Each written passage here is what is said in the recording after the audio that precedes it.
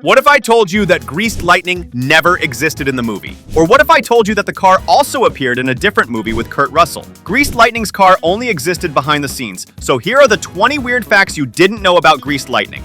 They were built by Eddie Paul.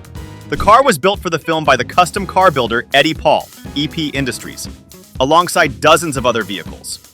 According to sources, Eddie Paul built more than 40 of the cars used in Grease, including the white 48 Ford Convertible and its fantasy version for the T-Birds. These cars have left a very strong legacy. Just to give you an example of how iconic they are, Hell's Chariot was auctioned off in 2018 and sold for $478,000 4 decades after the film was released. The 1948 Ford resurfaced in another movie. After Grease wrapped, many of its vehicles, including the white 1948 Ford De Luxe Convertible, nicknamed Greased Lightning, were sold off or repurposed. One of those cars later surfaced in Used Cars from 1980, starring Kurt Russell, where it appeared briefly in a junkyard scene alongside the black Hell's Chariot Mercury. This wasn't an intentional Easter egg, and both cars were simply reused movie props.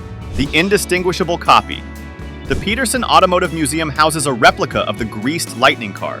It's a customized 1946 Ford built years after Grease's release by legendary Hollywood car builder George Barris. Unlike the original 1948 Ford from the movie, this version was made for promotional events celebrating Grease and later featured in the museum's Hollywood Cars exhibit. It includes the iconic oversized fins, transparent hood, and flamboyant red and white paint, making it a tribute to the film's most recognizable fantasy vehicle. The car never raced. During the Thunder Road race, Danny Zuko drives Kanicki's white Ford De Luxe Convertible, nicknamed White Lightning, against Craterface's Hell's Chariot, a 1949 Mercury with flamethrower pipes and spiked hubcaps. This means the movie's famous race featured the realistic White Lightning, not the dream sequence Greased Lightning, which means that Greased Lightning never raced. Greased Lightning wasn't real. In Grease, the red Greased Lightning hot rod isn't real. It appears only during the musical number Inside the Garage. The T-Birds imagine transforming their beat-up 1948 Ford into a flashy dream car with chrome, fins, and lightning bolts. In reality, the car never looks like that again. The sequence represents Danny and his friends building a stylized daydream, not an actual vehicle built or raced in the story. Greased Lightning and White Lightning. Because Greased Lightning was actually in the T-Birds' imagination, people often think there were 2 different cars, but it's actually one. The confusion comes from the musical fantasy sequence where the T-Birds imagine the car transformed into a bright red, chrome-covered hot rod. In reality, the red Greased Lightning only exists in their imagination, while the white convertible is the real car used for the race. Both names refer to the same 1948 Ford, just seen through 2 different lenses. One is real and the other is fake, based on a convertible. The model used in the film Grease, 1978, was based on the 1948 convertible.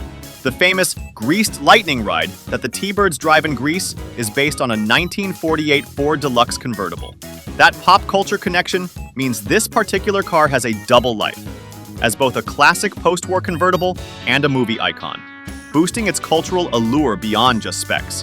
Limited supply. For the 1948 model year, the Super Deluxe convertible body style totaled only about 12,033 units built.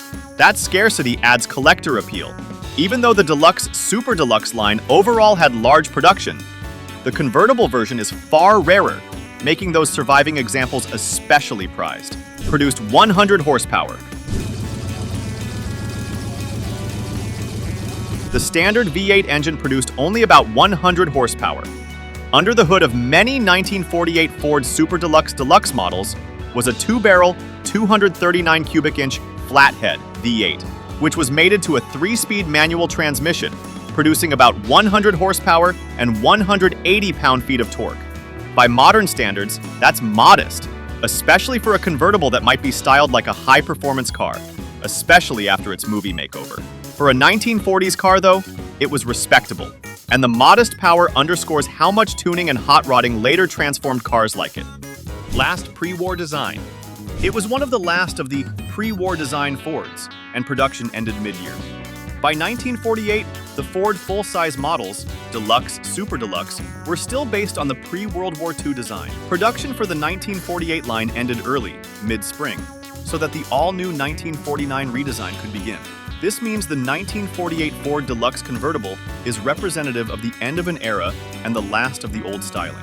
After that, the car that replaced it smashed that like button, just like you should if you haven't done so already. But no, in all seriousness, the car that replaced it was the shoebox Ford that came out in 1949, signaling the end of the pre-war design. 0 to 60 in 19.1 seconds. Now, sure, this number might be laughable now, especially with all the electric cars, but back then this was serious muscle. According to the team at Profess Cars, they estimate that the car could go from 0 to 60 miles per hour in around 19.1 seconds. On the other hand, the Ford Super Deluxe would take 20.7 seconds to go from 0 to 100 kilometers per hour. In short, it was a chick magnet, and everyone knew it.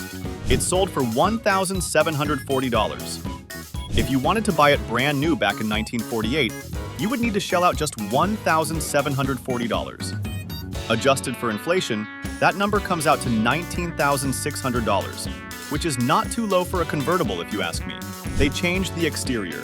Even though it might not look like it now, Greased Lightning was actually a Ford Super Deluxe convertible, before the T-Birds entirely changed the exterior.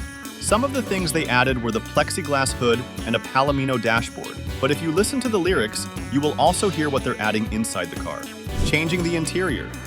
While changing the car and doing that crazy dance routine, they actually sing about adding new suspension, exhausts, pistons, and spark plugs. But focus more on the music and the dancing, because if you're a gearhead, much of the lyrics after that won't make sense. Contradicting gear.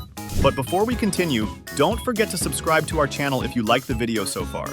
So, if you pay too much attention to the lyrics of the song, the T-Birds add some stuff that will definitely not work together, like adding a 4 on the floor, which is a manual transmission, and an automatic hydromatic, which is, you guessed it, an automatic transmission. Oh, and don't even get me started on the 4-barrel quads, which means fitting fuel injectors to a carburetor. But the songs still work because they're so catchy. Luxury convertibility.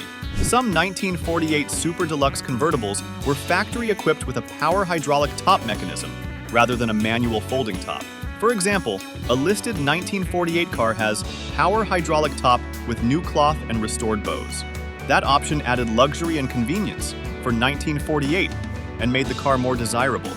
Uses solid front axle and torque tube. The 1948 Ford convertible still uses a solid front axle and a torque tube drive, a rigid aluminum tube around the driveshaft, rather than a more modern independent front suspension. This means that driving it gives you a very vintage feel. Heavier steering, narrower track, classic handling, which stands in contrast to modern cars, even of the early 1950s. That structural legacy marks it as one of the last of a bygone mechanical era.